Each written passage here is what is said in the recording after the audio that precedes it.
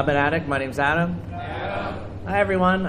Thank you, Phil, for asking me to speak today. I skated by for 2.5 years not speaking, and I kind of liked it that way. So, so this will be the first time I got to share any of myself with the NA program and the Fellowship of NA, which I have a lot of family here, which is in my local area, which I love very much. And if I don't know you, I know that through this program of Narcotics Anonymous is that I also have love for you as well. I am able to feel that today, which is a great blessing of recovery. So when Phil first asked me to speak, I definitely was in my mind like, please, God, don't be relationships. Don't be the topic relationships. And he said, we do recover. And I was like, all right, yes, we do. Good night. Thank you. I'm also not...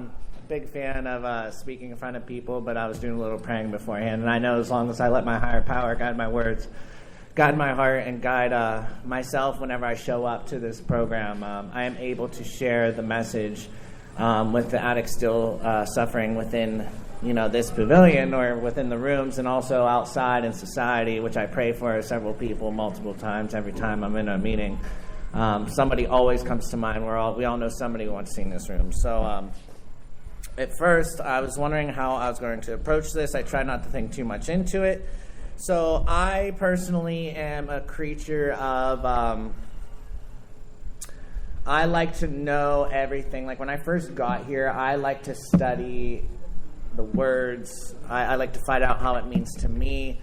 I realized that this is a program of application, so it takes and requires action. So I always like to deconstruct things and learn about it and see how I can apply it to myself, which benefited me in the long run because it was able for me to actually put application into my recovery. So I'm going to do a little deconstruction here on how I can share my experience, strength, and hope within this reading we do recover, because I am also one of the people that will tell you whenever you come up to me about anything that you might want advice for, you're sharing about, like if it is relationships, obviously I'm going to tell you I don't really have advice because I don't know how to have a successful relationship with another person. I mean, if you want to talk about gaining trust and stuff with family members, I can go there, but also like people when they have children, I'm not willing to give advice to I don't have any kids type of deal. So I do like to... because then it's just opinions, and I know opinions in these rooms kill people. So I'm just going to provide what my experiences within this reading, the strength and the hope, and it's just as important as it was for me whenever I first identified with this reading, it's for me to remember that this is what I'm going to return to if I don't work the program one day at a time and just stay clean just for today. So when at the end of the road we find that we can no longer function as human beings, either with or without drugs, we all face the same dilemma. What is there left to do? There seems to be this alternative.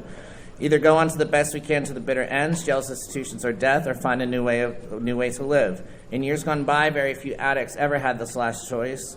Those who are addicted today are more fortunate. For the first time in man's entire history, a simple way has been proving itself in the lives of many addicts and is available to us all. This is a simple, spiritual, not religious program known as Narcotics Anonymous. So whenever I take a look at the beginning part, it says, when at the end of the road we find that we can no longer function as a human being, either with or without drugs, we all face the same dilemma. What is there left to do? I know that growing up, I did not know how to function as a human being. I really didn't have any type of emotional support from my family. I come from a very broken family and from a very long line of alcoholics and addicts. So to me, that was just normal. My behaviors growing up were very normal. I know that whenever, regardless of the progression, it was more quicker towards the end. But my drug of choice was yes, and the next step was always more. And that's how I found out that I identified as an addict and belonged here in Narcotics Anonymous. So whenever I was at the end of my road, I was completely broken. I was bankrupt. I was financially bankrupt. I was emotionally, mentally bankrupt, and I was also becoming physically bankrupt. I was homeless. I was picking up my cigarette butts off the street of Pittsburgh. I was sleeping outside for about 6 months, couch hopping, and it still wasn't enough to make me want to change my ways. My destructive patterns, my behaviors were just never enough because it was always the world's fault. It was always everyone's fault. And everybody had to bend to my will to be able for me to live appropriately. And if only everybody knew what I needed and could act appropriately according to what I need, then life would be okay, right? So when it really came down to it, like my sponsor always tells me, I'm not responsible for the outcomes, but I am responsible for my actions leading up to and thereafter. And you're going to hear me say that if you see me in another meeting, probably multiple times. It's one of the things I hold on to daily, multiple times a day, is that, I got to look at my own actions. So whenever I was at the end of the road, it was already obvious I didn't know how to live life without drugs. Like, that's why I used drugs, because I was the guy that was always, I always say I had the anywhere but here syndrome, because I liked how drugs didn't make me feel. So I basically liked how it altered my reality, because I felt terrible about myself, and that had to do with a lot of different things that happen in life, and this isn't really a time to get into all those. I'm just a product of a bunch of trauma responses, situations, and just a lot of different things, which I'm not going to go into. But so basically, when I was completely bankrupt, and it came to the point where I was having like drug-induced delusions, hallucinations, seizures, and I was about 115 pounds soaking wet. Like, it just came to the point that it just came to the choices. I mean, I already had DUIs. I have been in rehab, and I was already becoming physically bankrupt to the point where the next step was death. This is like the warning label that should come whenever you pick up a drug, But it's this is one of those things that's basically saying that whole entire first part for me was I identified as an addict, right? And my behaviors, I found out, which are the problem. It's not the drug. The drug was the solution. It was the wrong solution, and I myself am the actual problem. Like my sponsor was saying about my actions were the problem. They were creating consequences which I wasn't willing to accept. So whenever it came down to it, I was causing my own problems, and I had to operate in life because of my actions of using. These are my three options. It's not saying that maybe someday this is going to happen. Maybe kind of, sort of, but not really. This says when. So eventually, because I'm able to identify as being an addict, because of the actions of using drugs and causing the consequences for myself, it's going to get to the point where these are my choices: jails, institutions, or death. It's not saying that might happen. It's saying this is going to happen. And fortunately, I had enough pain, which is the gift of desperation. I was so freely given, but I was also willing to accept, to apply a different way of life, which I'll kind of get into that in a moment. But it took me a long while to get there, and I'm very fortunate and blessed today that I didn't die. And I don't know how I didn't. I should definitely be dead 50 times over, just like a bunch of us that are here. So, I mean, each and every one of us, you look around, we're each a miracle.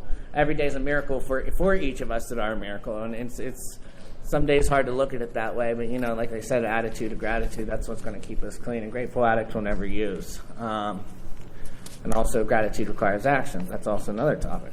But,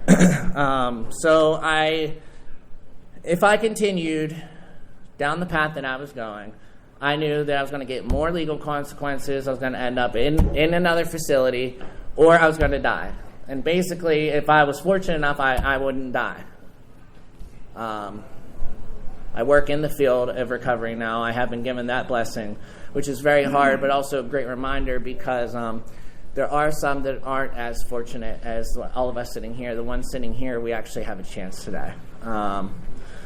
So I had to find a new way to live, and that was for sure. I didn't know how to do it. I didn't want to do it. I didn't know how to live any other way than how I've already lived for 30 years, and I didn't want to admit it. That's the biggest part. I didn't want to admit that all of my actions that have led me up to that point of being homeless were what caused all the pain. How was I taking part in the rest of life? And it finally came to the point where there was enough pain, and I was like, you know what? I was sitting in rehab, and I was just like, anything else has to be better than this. Regardless of what that next step is, because part of my biggest problem was that I couldn't trust anybody. I couldn't even trust myself to make decisions. So I'm like one of the most indecisive people you will ever meet. I've gotten better at it. I'm not perfect by any means. It's about the progress. But when it came down to it, I was like, anything just has to be better than this. anything has to be better than the pain and suffering that I'm causing myself on a daily basis and hurting the ones I love the most. Like my poor grandmother, what I put her through, she would always welcome me in her house because I had nowhere else to go, and she was the one that was always taking care of me after my runs and everything. Like the pain I put her through, God bless her. Like I owe her. I was able to fortunate to work a program where I make amends to her, so thank God for that. But that woman's put a lot. I put her through way too much. That's for sure. But I'm blessed to have her and also have those amends today. So I finally made a decision. I didn't make the decision for NA right away. I made a decision that I was going to start listening to professionals, even though I didn't trust them, and just try something. I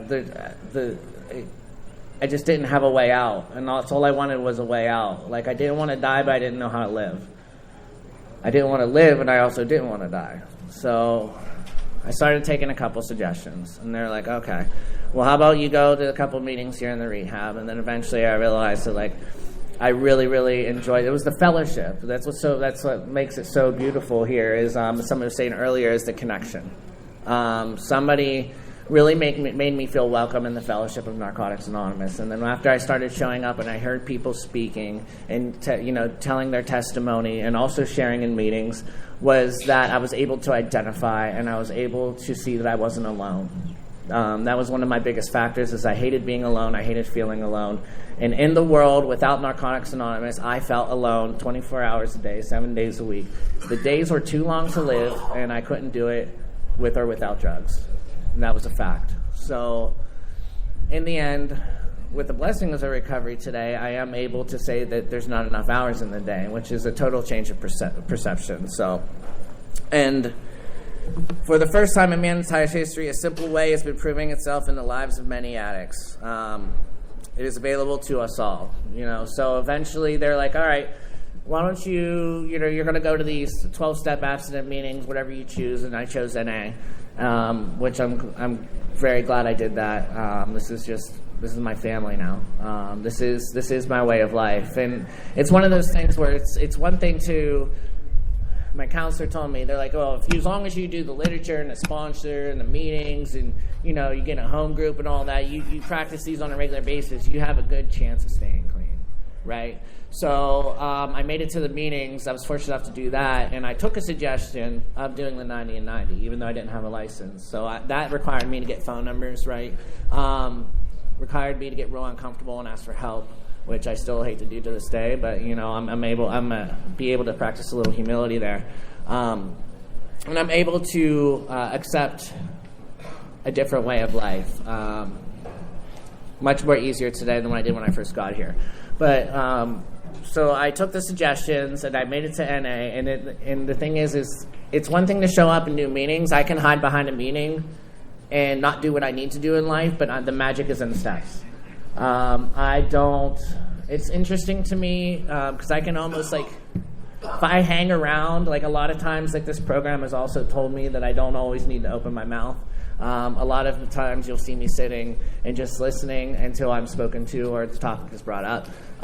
That's just part of who I am too. But I also like to try to have meaning and weight to my words and put value in my words for somebody to receive that message, because that's the primary purpose here, right?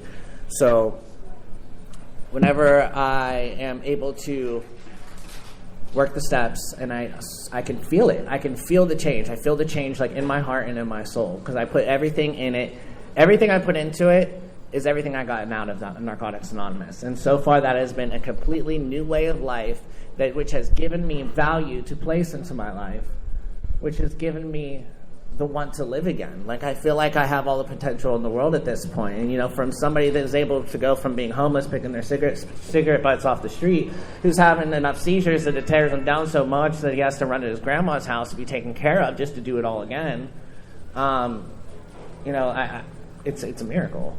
This is a program and a place for miracles. And all of you are miracles yourself, and we all have a chance today. I don't know. I get really excited sometimes when I really get to that close to the topic about being miracles and really having a chance. So, like, if you're showing up and if you made it here, you have a chance today.